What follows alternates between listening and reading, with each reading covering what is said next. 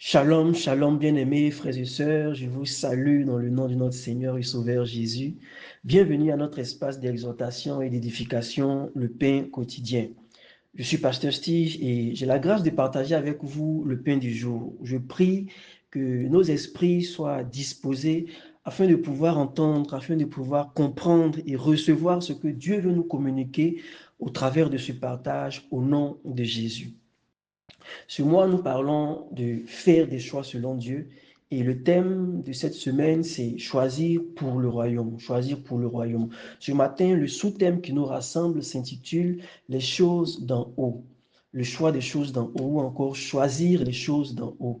Et ce thème est soutenu par Colossiens 3, verset 2 qui dit Affectionnez-vous aux choses d'en haut et non à celles qui sont sur la terre. Alléluia.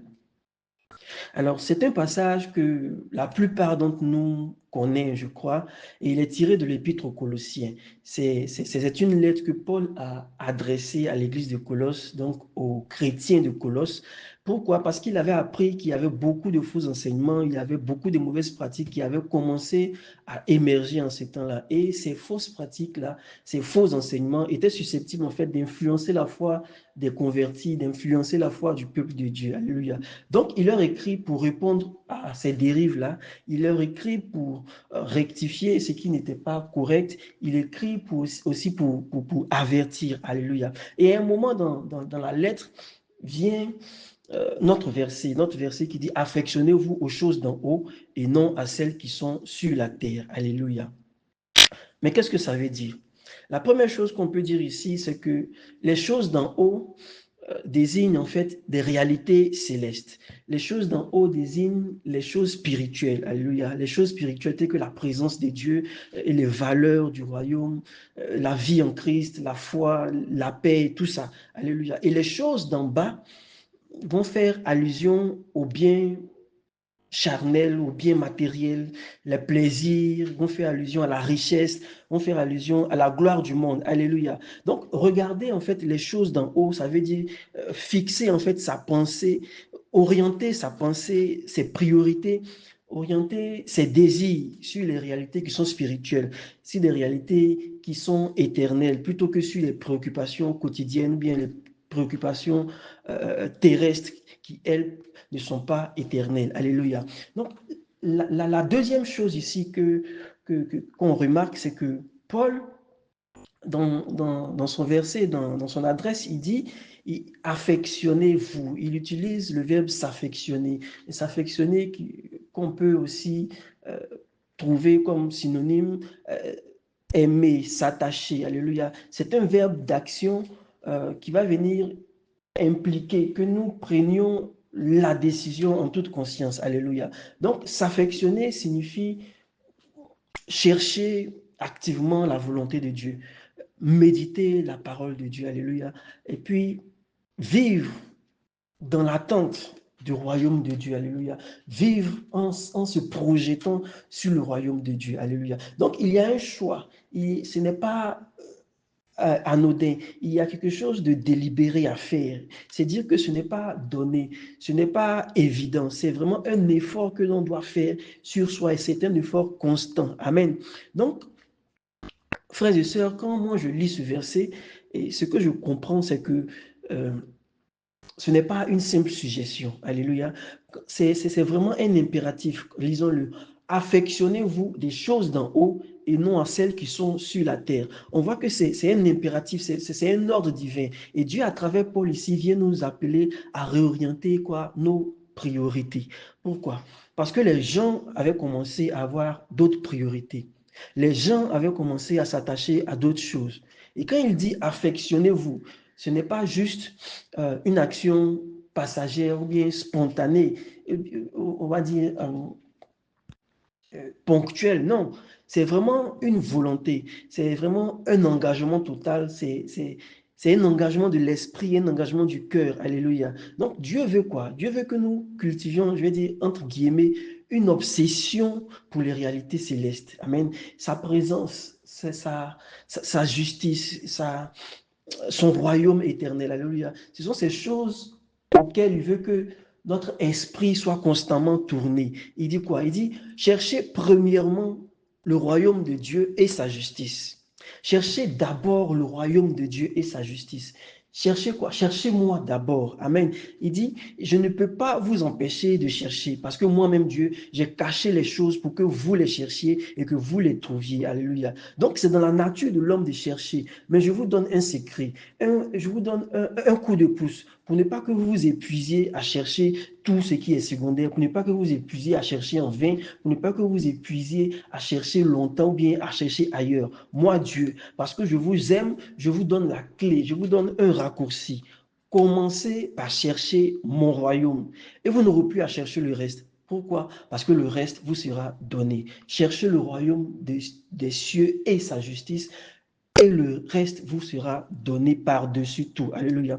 Donc Dieu, on va dire, a toujours prévu de donner le meilleur à l'homme, de donner ce à quoi l'homme aspire. Il connaît les penchants de l'homme, il connaît les aspirations de l'homme. Et Dieu a toujours prévu de donner le meilleur, au-delà même de ce que l'homme pense. Alléluia. Déjà, dès le commencement dans le jardin d'Éden, Dieu avait prévu le meilleur pour Adam et Ève. Et même quand le péché est intervenu, Dieu n'a pas laissé l'homme dans sa misère. Dieu n'a pas laissé l'homme tel qu'il était, en fait, séparé de lui. Il a dit quoi? Bien au contraire, il a donné son Fils unique. Pourquoi? Afin que Jésus vienne accomplir son plan pour sauver l'homme encore qui avait péché. Ça montre l'amour de Dieu pour l'homme. Donc Dieu veut que nous comprenions qu'ici-bas, sur la terre, c'est vrai que c'est lui qui nous a envoyés sur la terre, mais il veut que nous comprenions que sur cette terre, ce n'est pas le meilleur qui nous réserve. C'est vraiment un transit, c'est un transit, un point de transition vers le meilleur qu'il a pour nous. Et ce meilleur-là se trouve dans le ciel. Alléluia.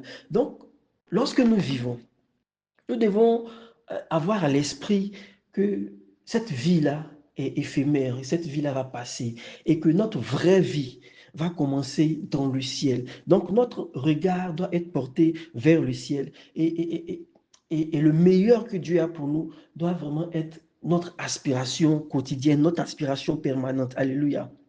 Donc, c'est ça que Dieu veut que nous comprenions. Et c'est pourquoi Paul même a dit, quelque part, pardon, je ne me souviens pas du verset, mais de la référence, il a dit, si c'est dans cette vie seulement que nous espérons en Christ, nous sommes les plus malheureux de tous les hommes. Alléluia. Pourquoi? Parce que nous sommes amenés à rejoindre notre vraie vie, comme je l'ai dit, la vie qui est spirituelle.